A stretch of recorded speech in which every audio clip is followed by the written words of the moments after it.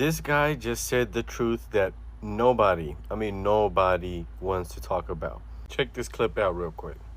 Racism doesn't have any power. Chuck, I don't agree with that. People were outwardly racist while Trump was in office. He gave them white people. Like who? He made it comfortable for people to be outwardly racist about how they fit. Chuck, no, he didn't. The climate was a lot different. Studies came out about the racial divide trending in the wrong direction in 2013 when Barack Obama was entering his second term, when the Black Lives Matter movement jumped off. Let's not make it seem like Donald Trump led to this big increase in the racial schism in this country. That happened under Barack Obama. Since we want to go there, but did it happen? Since we want to go, it happened. Yes, it did happen. Yeah. We talk about one-way aggression. You allowed to be openly racist towards one particular group of people, and it's white people.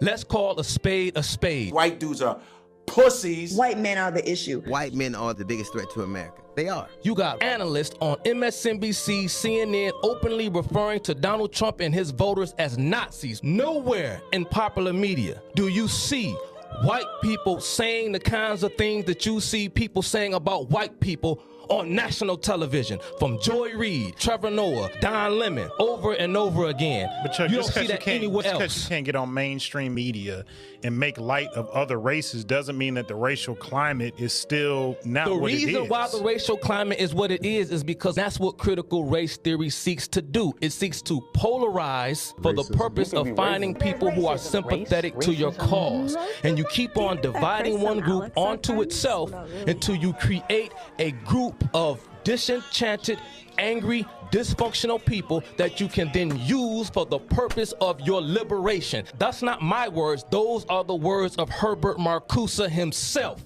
Anybody talking about race in this country or talking about critical race theory and have never heard the writings or the words of Herbert Marcuse, you cannot sit at this table and talk because you don't know the theory, you don't know the science. But like somebody never heard of them, but in their own eyes, they look out into the world and think, yo, that shit is fishy to me. I don't give a damn about what you go out in the world and see. A racial slur was spray painted on the front gate. Alexandria Ocasio-Cortez is dealing with a racist noose found in the garage stall of Bubba Wallace. See, this is all about narrative weaving and storytelling because they play upon people's emotions and how they feel. If I go to a doctor and tell a man, I feel like I'm having a heart attack, the doctor is going to run a specific set of tests to get to what is actually happening.